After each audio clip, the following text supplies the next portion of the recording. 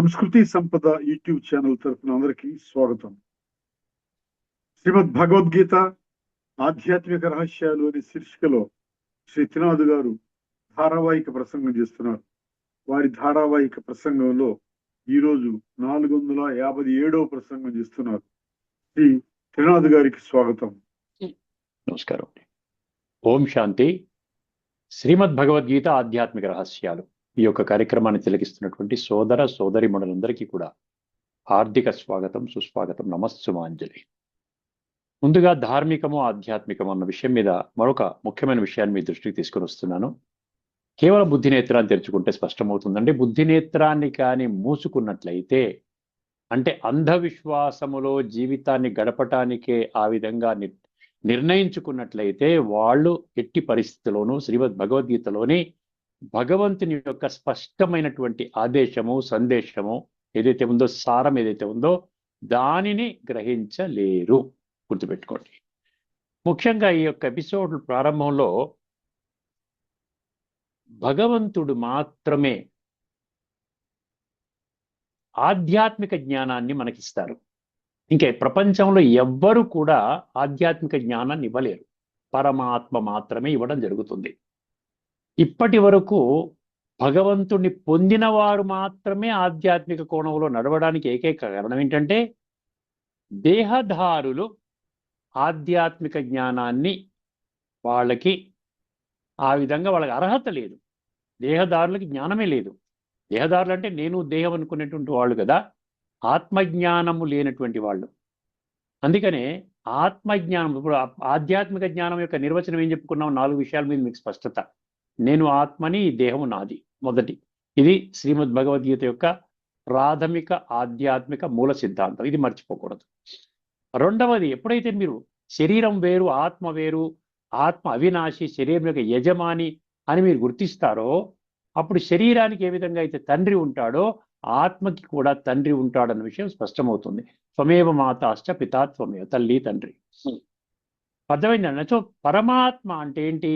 ఆత్మలందరి యొక్క, విశ్వాత్మలందరికీ ఉన్నటువంటి తండ్రి.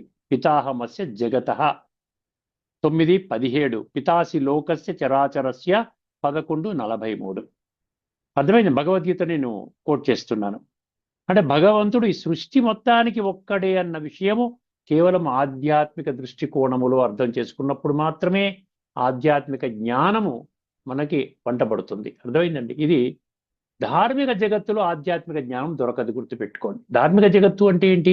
ఫలానా ధర్మము, ఫలానా గ్రంథము, ధార్మిక గ్రంథము, ఆ ధర్మానికి చెందినటువంటి దేహధారులతో ఉన్నటువంటి భగవంతుడు అనుకునేటువంటి దేవీ దేవతలు కానివ్వండి, లేక ధార్మిక ధర్మ సంస్థాపకులు అవనివ్వండి, లేక ఋషులు, మునులు, సాధువులు, సంతులు, ఋషులు, మహామండలేశ్వరులు, జగద్గురులు, పీఠాధిపతులు, ఇలాగా అనేక మంది, ఎంతోమంది, కొన్ని వేల సంఖ్యలో, లక్షల సంఖ్యలో వర్తమానంలో ఉన్నారు.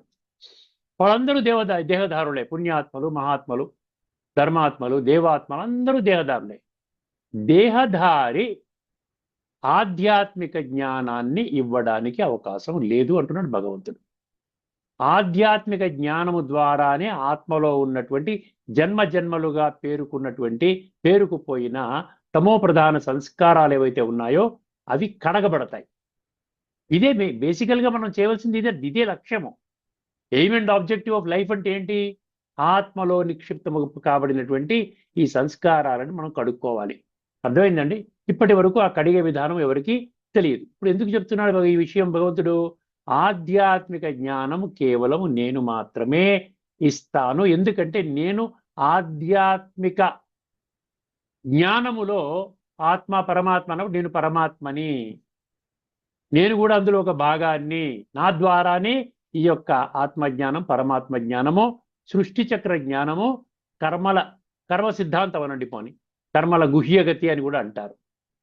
ఇదంతా కూడా ఈ 4 విషయాలు కూడా ఆధ్యాత్మిక జ్ఞానంలో అర్థమవుతాయి. అర్థమైందండి. ధార్మికంలో మీకు ఆధ్యాత్మిక కోణంలో అర్థం అంటే నేను దేహం అనుకుని జీవించే వాళ్ళకి ఆధ్యాత్మిక జ్ఞానం కేవలం ఒక ఏదో ఇన్ఫర్మేషన్ కొరకు మాత్రమే. ఆత్మ, పరమాత్మ, ఈశ్వరుడు, నిరాకారుడు, జ్యోతిస్వరూపుడు, పరమాత్మ, ఈ విశ్వాత్మలు, ఇవన్నీ కూడా అనుకుంటాం. కానీ అది నా కొరకే, నా జీవితాన్ని ఉద్ధరించడానికి మాత్రమే ఈ యొక్క జ్ఞానం ఉన్నది.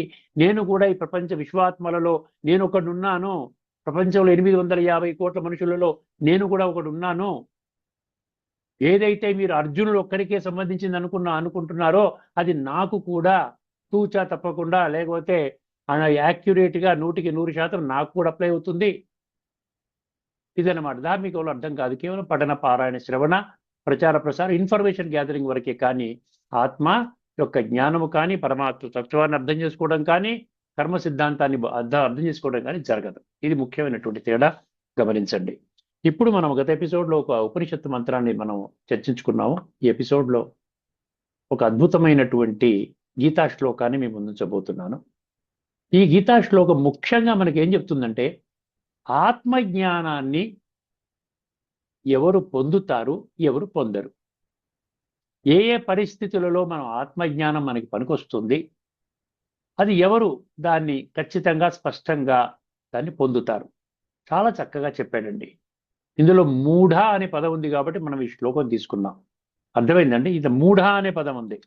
ఈ మూఢ అనే పదం ఉన్నట్టు వలన మనం ఈ శ్లోకాన్ని మూఢ, అమూఢ, బుద్ధి, అబుద్ధి ఇలాంటి పదాలు ఉన్నటువంటి శ్లోకాలు ఒక 55 వచ్చాయి ఇప్పటికి నాకు లిస్టులో. అలాగా ఒకటొకటి యాడ్ చేసుకుంటూ వెళితే 40 శ్లోకాలతో మొదలు పెట్టుకుంటే ఇప్పుడు 15 శ్లోకాలు యాడ్ అయ్యాయి దీనికి.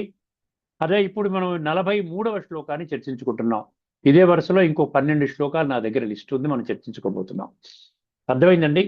ఇక్కడ మూఢత్వము అంటే గుర్తుపెట్టుకోండి, నేను దేహము అనుకునేవాడు మూఢ. మూఢ అంటే బుద్ధి నేత్రాన్ని మూసుకున్నటువంటి వాడు. తాను పట్టుకున్న కుందేటికి మూడే కాళ్ళు, ఇంకా చర్చించడానికి అవకాశం లేదు. ఇంకా నేను మార్గం నడుస్తున్నదే పర్ఫెక్ట్ మార్గము, దానికి ఎటువంటి విధంగా నాకు ఎటువంటి సంకోచం లేదు, నేను ఎవరితో కూడా ఏమి మాట్లాడు, నా మార్గమే రైటు. ఇదంతా మూఢత్వంలోకి వస్తుంది. అర్థమైందండి? అమూఢ, అసమ్మూఢ అంటాడు. అది కూడా కొన్ని శ్లోకాలు ఉన్నాయి, మనం చర్చించుకోబోతున్నాం. అమూఢ అంటే మూఢత్వాన్ని ఆవల పెట్టేసిన వాడు, బుద్ధి నేత్రాన్ని తెరుచుకున్నవాడు, ప్రతిదాన్ని విశ్లేషణాత్మకంగా చర్చించుకునేవాడు. ఏది కరెక్టు, ఏది కరెక్ట్ కాదు. ఒక్కోసారి పొరపాటును కానీ మనం పొరపాటును రాంగ్ రూట్లో వెళుతుంటే ఎవరైనా సత్య మార్గంలో నడిచేవాడు మీకు చెప్తున్నారనుకోండి, ఇది కరెక్ట్ కాదు నాయన, ఇది కరెక్ట్ అంటే బుద్ధిని వాడుకొని కరెక్టేనండి, మీరు చెప్పింది కరెక్టే, నేను రాంగ్ రూట్లో పడ్డాను. ఆధ్యాత్మికత అంటే దేహభ్రాంతిలో జీవితాన్ని గడపటం కాదు అని చెప్పారనుకోండి, దాన్ని యాక్సెప్ట్ చేస్తాడు. బుద్ధి నేత్రం తెరుచుకున్న వాడికి ఏంటంటే ఒక అహంభావం ఉండదు. అహంకారం, అహంభావము ఇవే ఉండవు. వినయ విధేయులతో ఉంటాడు. ఎందుకంటే జ్ఞానాన్ని సముపార్జన చేసుకోవడానికి ఇష్టపడతాడు. అర్థమైందండి? ఎప్పుడు సత్య మార్గంలో నడవడానికి ఎవరు ఒకరు చెప్తున్నారు, ఇప్పటి వరకు ఎవరు చెప్పలేదు. సత్యం అంటే ఏంటి, సత్య మార్గం అంటే ఏంటి, ఆధ్యాత్మిక దృష్టికోణం అంటే ఏంటి, తత్వజ్ఞాన కోణం అంటే ఏంటి, అంధవిశ్వాసం అంటే ఏంటి, నేను దేహం అని నడవడం ఏంటి, నేను ఆత్మ, ఇది నా దేహము అనడం ఏంటి, ఎవరు చెప్పలేదు. ఎప్పుడైతే తెలియచేస్తున్నారో ఒక్కసారి తెలుసుకోవడానికి ప్రయత్నం చేస్తారు. వారిని చాలా గౌరవపూర్వకంగా కొన్ని ప్రశ్నలు వేస్తారు. ఆ ప్రశ్నలకు సమాధానం రాబట్టుకొని వాడు కూడా వారి జీవితాన్ని సమూలంగా మార్చుకుంటారు. ఇప్పటికే కొన్ని లక్షల మంది ఈ విధంగా మూడవ నేత్రాన్ని తెరుచుకున్నటువంటి వారు, అంధవిశ్వాసాన్ని సమూలంగా విడిచిపెట్టినటువంటి వాళ్ళు. ఇప్పుడు ఈ బ్యాక్గ్రౌండ్తో మీరు ఈ శ్లోకాన్ని వినండి, చాలా ఈజీగా అర్థమవుతుంది. 15వ అధ్యాయంలోని 10వ శ్లోకం అండి. 15:10. ఇందులో 3 దశలు చెప్తున్నాడు. ఆత్మ ఎప్పుడు ఈ 3 దశల్లో ఆత్మజ్ఞానం ఉండాలంట. శ్లోకాన్ని ముందు జాగ్రత్తగా వినండి, తర్వాత ఆ 3 దశలు ఏంటో చర్చించుకుందాము. ఉత్క్రామంతం స్థితం వాపి భుంజానం వా గుణాన్వితం విమూఢ నాను పశ్యంతి జ్ఞానచక్షుషః. ఇక్కడ విమూఢ నా అనుపశ్యంతి పశ్యంతి జ్ఞానచక్షుష నా పశ్యంతి. విమూఢ అంటే దేహభ్రాంతిలో ఉన్నటువంటి వాడు, నేనే దేహం అనుకుంటూ జీవితం అంతా కూడా ఈ దేహము, దైహిక తాలూకు ఇంద్రియ సుఖాలు, దానికోసం పరుగులు పెట్టుకుంటూ జీవితాన్ని ఆ విధంగా గడిపేటువంటి వారందరూ కూడా అక్కడ విమూఢ అంటున్నాడు. ఆత్మ అనేది వాళ్ళ దృష్టిలో ఎవరైనా చనిపోయినప్పుడు ఆ సంతాప సభలకు వెళ్ళి 2 నిమిషాలు ఆత్మకి శాంతి కలుగుగా కానీ మౌనం పడించి అక్కడ ఒక్కసారి వాడుకోవటానికి మాత్రమే ఆత్మ. కానీ ఒక కామన్ సెన్స్ ప్రకారంగా ఇంగిత జ్ఞానం ఉపయోగించినట్లయితే చనిపోయిన వ్యక్తిలో ఆత్మ లేదు, బ్రతికున్న వ్యక్తిలో ఆత్మ ఉంది. చనిపోయిన వ్యక్తి ఆ ఆత్మ వెళ్ళిపోయిన తర్వాత అతనికి శాంతి ఇవ్వడం కోసం నేను 2 నిమిషాలు ప్రార్థన చెయ్యాలా?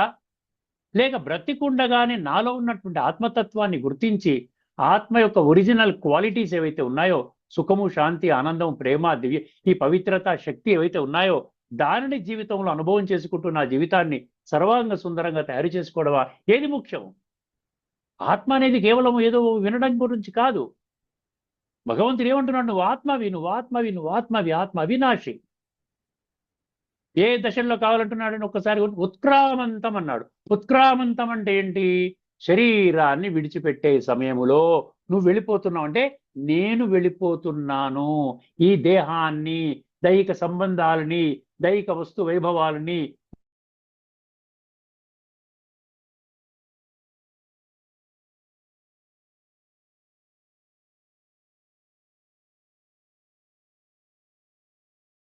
పెట్టుకున్న దేహాన్ని కూడా విడిచిపెట్టేస్తున్నాను. ఉత్క్రామంతం అంటే వెళ్ళిపోయే సమయములో నువ్వు ఆత్మిక స్థితిలో వెళ్ళాలి. నేను ఆత్మని శరీరం విడిచిపెట్టి వెళ్ళిపోతున్నాను అన్న స్థితిలో నీ ప్రయాణం ఉండాలి. గీతలో అనేక 10 శ్లోకాల్లో ఉంది ఎండింగ్ స్టేట్ లో నువ్వు ఎలాగ ఉండాలి అనేది. అర్థమైందండి?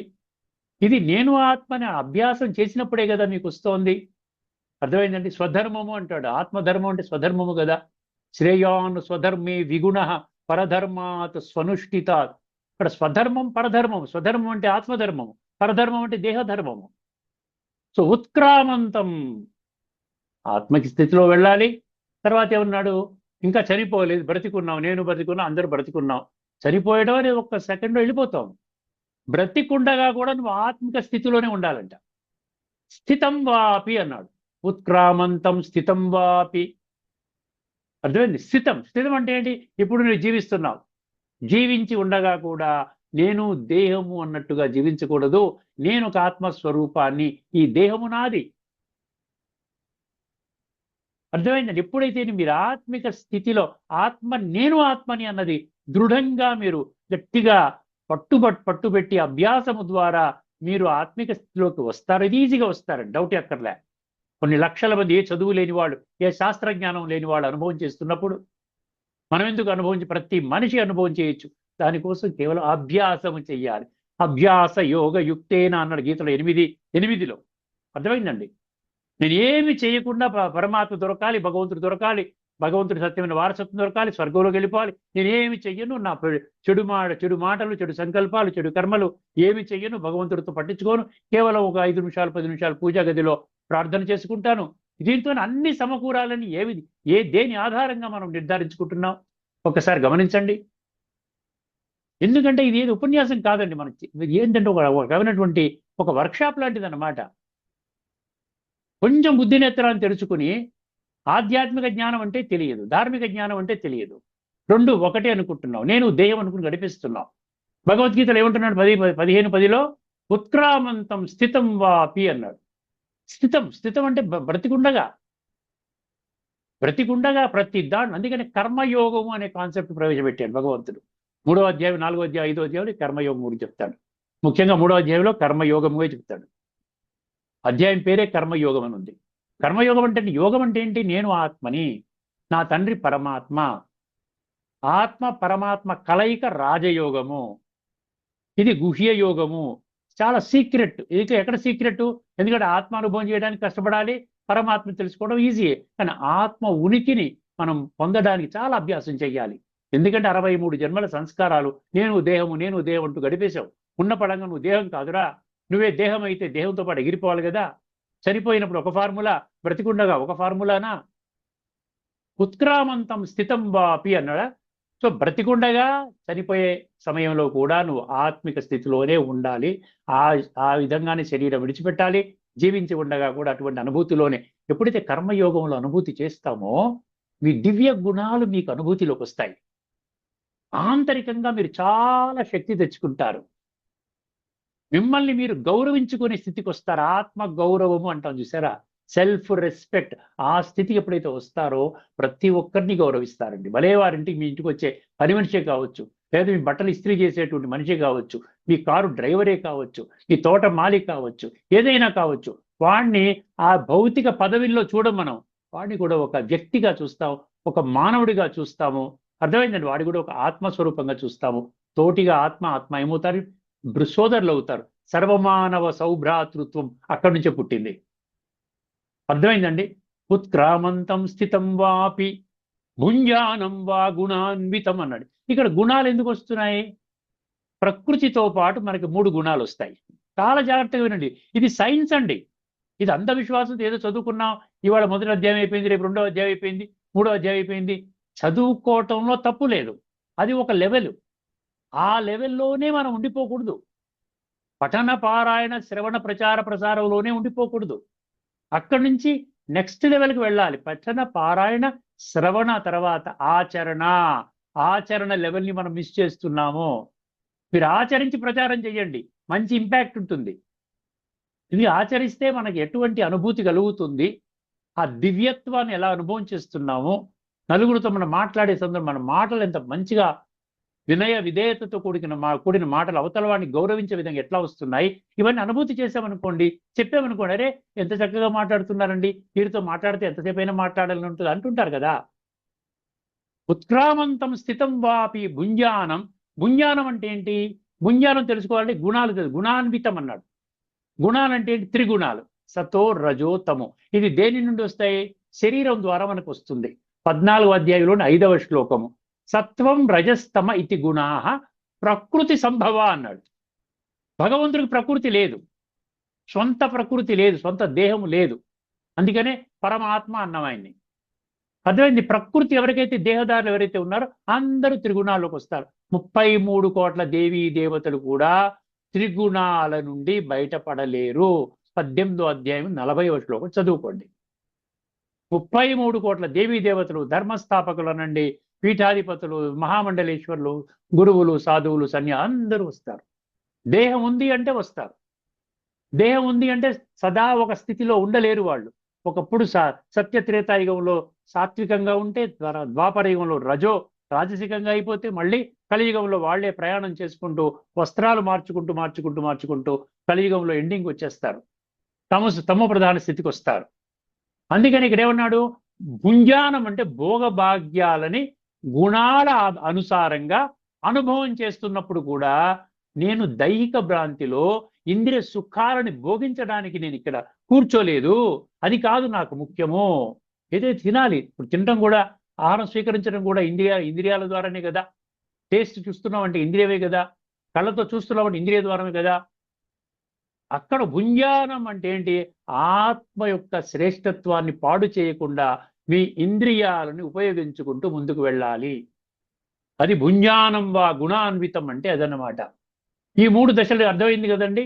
ఉత్క్రామంతం అంటే చనిపోయే దశ, రెండవది స్థితం అంటే జీవించి ఉండగా దశ, మూడవది మధ్యలో ఏం చేస్తావు? జీవించి ఉండగా ఏం చేస్తావు? ప్రతిరోజు ఉద్యోగ వ్యవహారం చేసుకుంటాం కదా, సో ఇంద్రియాలను వాడుకుంటున్నాం కదా. సో ఇంద్రియాలని మీరు కర్మయోగిగా అయ్యి వాడుకోండి, అప్పుడు త్రిగుణాతీత స్థితికి వెళతారు. పరమాత్మ గుణాలు మీకు అనుభూతిలోకి వస్తాయి. అదనమాట భుంజానం వా గుణాన్విత. ఇప్పుడు ఏమన్నా అయిపోయిందా? ఈ 3 దశలు మనం అర్థం చేసుకున్నాం. ఎవరు తెలుసుకుంటారు, ఎవరు తెలుసుకోరు. విమూఢానానుపశ్యంతి అన్నాడు. విమూఢ అంటే నేను దేహం అనేటువంటి భ్రాంతిలో ఉన్నటువంటి మూఢుడు నా అనుపశ్యంతి చూడలేడు, ఆత్మని చూడలేడు. దేన్ని చూడలేడు? ఆత్మని చూడలేడు. ఆత్మని చూడలేడు కాబట్టి పరమాత్మని చూడలేడు. పరమాత్మని చూడలేడు కాబట్టి రాజయోగం అనుభవం చేయలేడు. రాజయోగం అనుభవం చేయలేడు కాబట్టి సంస్కార పరివర్తన జరగదు. సంస్కార పరివర్తన జరగదు కాబట్టి స్వర్గంలోకి రాడు. అంతే కదా. సంస్కారాలు సాత్వికంగా ఆ విధంగా తయారు చేసుకొని శరీరాన్ని విడిచిపెడితే మీరు ఎక్కడికి వెళ్తున్నారు? సత్యయుగంలోకి వెళ్తున్నారు. యదా సత్వే ప్రవృద్ధేతు, అర్థమైందండి, ప్రళయం యాతి దేహభృత్ తదోత్తమ విధాం లోకాన్ అమలాన్ ప్రతిపద్యతే, రజసి ప్రళయం గత్వా కర్మ సంగిషు జాయతే తథా ప్రళీనస్తమసి మూఢయోనిషు జాయతే అన్నాడు కదా. సో కలియుగంలో అంత మూఢయోనులు, నేను దేహము దైహిక భ్రాంతిలో ఉన్నటువంటి యోనులే వస్తున్నాయి. అర్థమైందండి. యదా సత్వే ప్రవృద్ధేతు, ఉత్తమ లోకానికి వెళ్తున్నావు. అక్కడ సత్య త్రేతాయుగాల్లో నువ్వు జన్మలు పొందాలంటే నీ యొక్క సంస్కారాలని సాత్వికంగా మార్చుకోవాలి. అర్థమైందండి. అందుకని విమూఢానానుపశ్యంతి అనేసి తర్వాత ఎవరు తెలుసుకుంటారంట?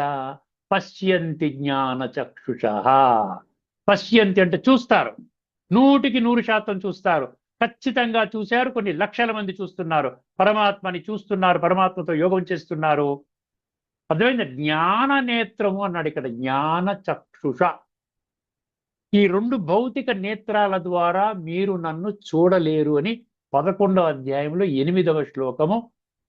11వ అధ్యాయం అంటే ఏమిటి? విశ్వ రూప సందర్శన యోగంలో 8వ శ్లోకంలో ఏం చెప్పాడు? నతు మాం శక్యతే ద్రష్టుం అనేనైవ స్వచక్షుష దివ్యం దదామి తే చక్షు పశ్యమే యోగమైశ్వరం అన్నాడు. నా యొక్క మహిమ, నా యొక్క యోగ శక్తి, నా యొక్క భగవంతుడి యొక్క శక్తులు అన్ని కూడా మీరు అనుభవం చెయ్యాలి అంటే దివ్యం దదామి తే చక్షు, దివ్య చక్షు అన్నాడు అక్కడ. ఈ 2 కళ్ళతో మీరు చూడలేరు, నా అనుపశ్యంతి అన్నాడు. నతు మాం శక్యతే ద్రష్టుం అనేనైవ స్వచక్షుష, ఈ యొక్క 2 కళ్ళతో మీరు చూడలేరు. ఇక్కడ జ్ఞాన చక్షుష అంటున్నాడు. జ్ఞాన చక్షుష అంటే ఏంటి? ఆత్మనేత్రము. ఆత్మనేత్రం అనేక పేర్లు ఉన్నాయి. ఆత్మనేత్రము, దివ్య నేత్రము, జ్ఞాన నేత్రము, మనోనేత్రము, బుద్ధి నేత్రము, సంస్కార పరివర్తన నేత్రము, పరమాత్మ ప్రాప్తి నేత్రము. ఇది సూక్ష్మము, ఆత్మ కనబడదు, ఆత్మను అనుభవం చెయ్యాలి. పశ్యమే యోగమైశ్వరం అన్నాడు కదా. యోగము ద్వారా మీరు నన్ను గుర్తించండి, 2 కళ్ళ ద్వారా మీరు నన్ను చూడలేరు. ఇంతకంటే ఏం చెప్పాలి భగవంతుడు? ఒక పక్కన భగవంతుడా అంటున్నాం, మళ్ళా భగవంతుడు ఏ విధంగా భగవంతుని మనం కనెక్ట్ అవ్వాలి అనేది ఎంత స్పష్టంగా చెప్తున్నప్పటికీ కూడా దాని పట్ల మనకి విశ్వాసము లేదు. అందుకనే 7వ అధ్యాయం 3వ శ్లోకంలో ఏం చెప్పాడు? కొద్దిమంది మాత్రమే ఈ యొక్క నిగూఢ సత్యాలని గుర్తించి స్వయాన్ని ఆత్మగా అనుభవం చేసుకుంటూ పరమాత్మని ఆ విధంగా తెలుసుకుంటారు. ఇక్కడ మరికొన్ని విషయాలు మీ దృష్టికి తీసుకుని వస్తాను. ఇక్కడ గీతలో ఇతర శ్లోకాల మద్దతు దీనికి ఉంది. 2వ అధ్యాయం 13వ శ్లోకం. జస్ట్ 2-3 శ్లోకాలు చెప్తే మీకు క్లారిటీ వస్తుంది, అంతకంటే ఏం లేదు. ఇది ఒక శ్లోకం ఆధారంగా మనం ఏదో కంక్లూజన్కి రావడం కాదు. మన మామూలుగా భక్తి మార్గంలో ఏం చేస్తారు? ఈ ఫలానా ఒక శ్లోకం తీసుకొని ఈ శ్లోకంలో భగవంతుడు ఇలా చెప్పాడు అంటారు. మిగతా 574 శ్లోకాలు ఒక శ్లోకం తీసుకుంటే 573 శ్లోకాలు విడిచిపెట్టేస్తారా? అది భగవానువాచ కాదా? అందుకని మీరు సారాన్ని తీసుకోవాలి. ఏ 1, 2, 10, 5 కాదు, గుర్తుపెట్టుకోండి. 2వ అధ్యాయంలోని 13వ శ్లోకంలో ఏం చెప్తున్నాడు? ఆత్మ గురించి ఏం చెప్తున్నాడు? దేహినోస్మిన్ యథా దేహే కౌమారం యవ్వనం జరా తథా దేహాంతర ప్రాప్తి ధీరః తత్ర న ముహ్యతి. ఇక్కడ ధైర్యవంతు పిరికివాళ్ళు కాదండి. సత్యాన్ని గుర్తించడానికి భయపడే వాళ్ళ గురించి కాదు చెప్పడం ఇక్కడ. బాల్యము, యవ్వనము, వృద్ధాప్యము అయిపోయిన తర్వాత నీకు 4వ దశను ఎందుకు విడిచిపెట్టావు? 4వ దశ ఏంటి? తదా దేహాంతర ప్రాప్తి, మళ్ళీ నీకు దేహం వస్తుంది. అందుకనే 2:13లో ఏం చెప్తున్నాడు? ఆత్మజ్ఞానం కంపల్సరిగా ఆత్మజ్ఞానికి మాత్రమే సుఖంగా ఉంటాడు, శాంతిగా ఉంటాడు. ఎందుకంటే వాడికి మరణం అనేది ఉండదు, ఆత్మ అవినాశి కదా. తర్వాత 2వ అధ్యాయంలోని 22లో కూడా చెప్తున్నాడు, వాసాంసి జీర్ణాని యథా విహాయ నవాని గృహుణాతి నరోపరాణి తథా శరీరాణి విహాయ జీర్ణాని అన్యాని సంయాతి నవాని దేహి. ఏ విధముగా చిరిగిన వస్త్రాన్ని ఒక మనిషి మార్చుకొని కొత్త వస్త్రాన్ని వేసుకుంటాడు, అదేవిధంగా ఆత్మ జీర్ణమైన శరీరాన్ని విడిచిపెట్టి ఇంకొక దేహం తీసుకుంటుంది. ఇక్కడ ఇంకొక దేహం తీసుకుంటుందంటే ఆత్మజ్ఞానం ఉన్నవాడు మాత్రమే అర్థం చేసుకోగలుగుతాడు. మరొక శ్లోకము 13:2, కొన్ని పుస్తకాల 13:1 కింద ఉంటుంది. ఇదం శరీరం కౌంతేయ క్షేత్రమిత్య విధీయతే ఏతద్యో వేత్తి తం ప్రాహు క్షేత్రజ్ఞ ఇది తద్విదః. ఒక తత్వాన్ని అర్థం చేసుకున్నవాడు మాత్రమే నేను వేరు, శరీరం వేరు, ఈ శరీరం వినాశి, ఆత్మ అవినాశి, అవినాశి ఆత్మ ఈ వినాశి శరీరానికి యజమాని అన్న సంగతి గుర్తిస్తాడు. అదేవిధంగా 15:8 అండి, చాలా ముఖ్యమైన శ్లోకం. దేని ఆధారంగా ఒక మనిషి గొప్పవాడి ఇంట్లో పుడతాడు, దేని ఆధారంగా ఒక మనిషి మధ్యస్థంగా పుడతాడు, దేని ఆధారంగా ఒక మనిషి గుడిసెల్లో ఉన్నటువంటి ఆ ఇంట్లో వాళ్ళకి పుడతాడు. 3 రకాల జన్మలు ఉంటాయి కదా, ఉన్నత, ఉత్తమ, మధ్యమ, కనిష్ట. దేని ఆధారం? ఏ ఫార్ములా లేదా? కేవలం ఏదో భగవంతుడి దగ్గరికి వెళ్ళి భగవంతుడా నన్ను రక్షించు అంటే అయిపోతుందా? మనం ఏం చేయక్కర్లేదా? దానికి సమాధానమే మనకి 15వ అధ్యాయంలోని 8వ శ్లోకంలో చెప్తాడు. శరీరం యదవాప్నోతి యచ్చాప్యుత్క్రామతీశ్వరః గృహీత్వైతాని సంయాతి వాయుర్గంధాని వాసయాత్. ఏ విధముగా అయితే వాసనలు ఒక ప్రదేశము నుండి ఇంకొక ప్రదేశానికి కొనియాడబడతాయో, ఏది వాయువు ద్వారా. ఇక్కడ ఒక మంచి సుగంధం ఉందనుకోండి, ఇక్కడేదో ఫ్రాగ్రెన్స్ బాటిల్ పెట్టారు, మూత తెరిచి పెట్టారు, ఆ చివరికి వెళుతోంది. దేని ఆధారంగా వెళుతుందంట? వాయువు ద్వారా వెళుతోంది. అదేవిధంగా ఆత్మలో నిక్షిప్తము కాబడిన సంస్కారాలు, దానినే వాసనలు అంటారు. అర్థమైందండి? సో ఈ వాసనలు శరీరం విడిచిపెట్టే సమయానికి కేవలం మనం కూడా భౌతికంగా సంపాదించుకున్నటువంటి ఈ ఏవి వస్తువులు, వైభవాలు, పెద్ద పెద్ద బంగళాలు, ఆస్తులు, పేరు, ప్రతిష్ట, టైటిల్స్, ఏవి మనకు కూడా రాదండి. ఏమెళ్తాయంటే అందులో ఉన్నటువంటి సంస్కారాలు వెళ్ళి ఏమవుతుంది? సంస్కారాలు ఈ వాయువు ద్వారా వాసనలు ఎలా వెళ్తాయో, ఒక శరీరం నుండి ఈ ఈ సంస్కారాలు వెళ్ళి దీనికి అనుగుణంగా ఉన్నటువంటి ఒక తల్లి గర్భవతులు ఉంటారు కదా, దానికి అనుగుణంగా ఉన్నటువంటి యోనిలో ప్రవేశిస్తోంది. అక్కడ ఆ విధంగా జన్మ మళ్ళీ పునః ప్రారంభిస్తుంది. అర్థమైందండి? దీంట్లో ఇంకేమైనా ఉపనిషత్తుల గురించి ఏమైనా చెప్పాడో ఒక్కసారి గమనిద్దామండి. 2:2:9 అండి కఠోపనిషత్తు. ఇందులో కొన్ని చర్చించుకున్నాము. చర్చించుకోకపోతే తదుపరి నేను ఈ ఉపనిషత్ మంత్రాల ద్వారా నేను చర్చిస్తాను మీకు. ఈ కఠోపనిషత్తు 2:2:9 ఏం చెప్తుందంటే, ఆత్మ అన్ని భూతాలలో గూఢంగా ఉంటుందంట, గుప్తంగా ఉంటుంది. అందుకని తెలియదు మనకి. ఆత్మ కూడా ఒక శరీరం లాగా ఒక ఫిజికల్ ఎంటిటీ అయితే తెలిసేది. అది ఫిజికల్ కాదు కదా, మెటాఫిజికల్. అది అందరికీ ప్రత్యక్షంగా కనిపించదు. సూక్ష్మమైన బుద్ధి కలిగిన సూక్ష్మ దర్శులు మాత్రమే దానిని గ్రహిస్తారు. మీరు నోట్ చేసుకోండి. మీరు గూగుల్లో వెళ్ళి స్టడీ చేయండి. కఠోపనిషత్తు 2:2:9. తర్వాత ఇంకొకటి ముండక ఉపనిషత్తు 3.1.1 మరియు 3.1.2. రెండు ఉపనిషత్తు మంత్రాలు ఏం చెప్తున్నాయి ఇక్కడ? రెండు పక్షుల ఉపమానం మనం చర్చించుకున్నట్టున్నాం కదా. ఒకే వృక్షములో రెండు పక్షులు, ఒకటి ఫలాలను అనుభవిస్తుంది, మరొకటి కేవలము చూస్తుంది. అర్థమైంది? అందుకనే ఇక్కడ ఏం చెప్తున్నాడు? సాక్షిగా అవ్వాలి నాయన.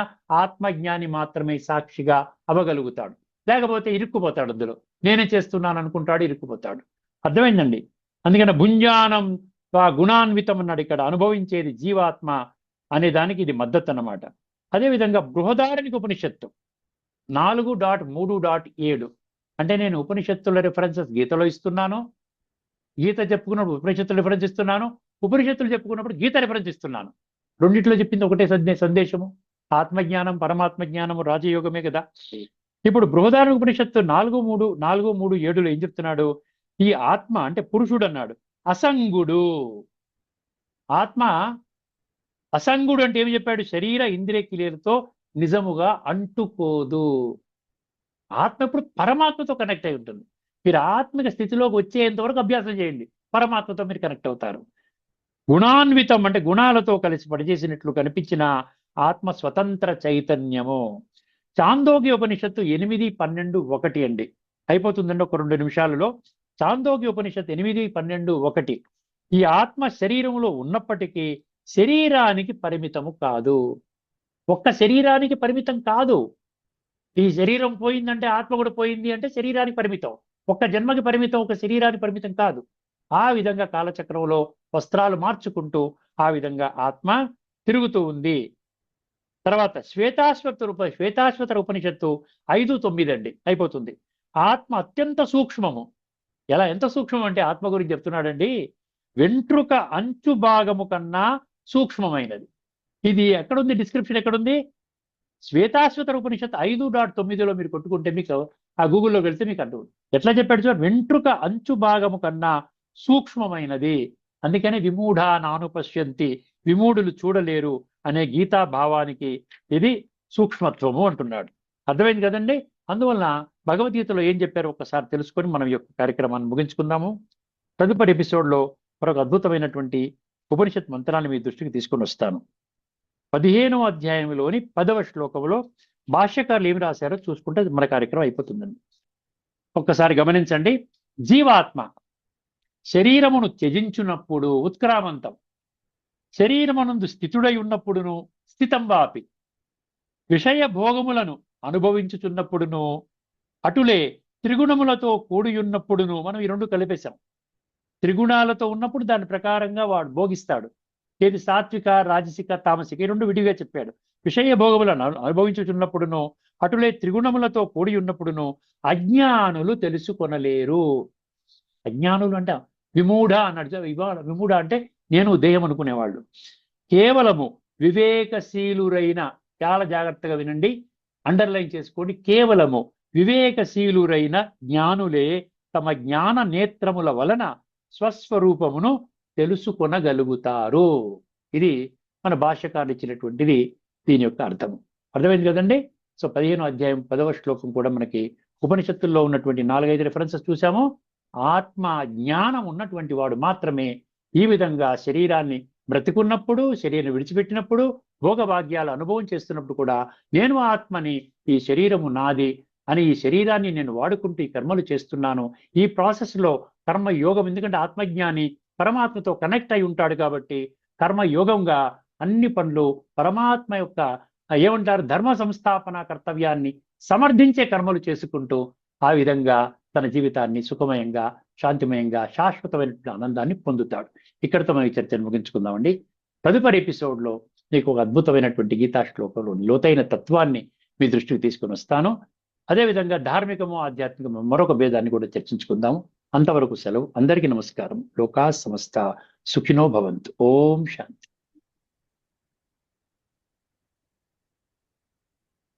శ్రీమద్ భగవద్గీత ఆధ్యాత్మిక రహస్యాలు శీర్షికలో ధారావాహిక ప్రసంగం చేసిన శ్రీ త్రినాథ్ గారికి ధన్యవాదాలు. నమస్కారం అండి.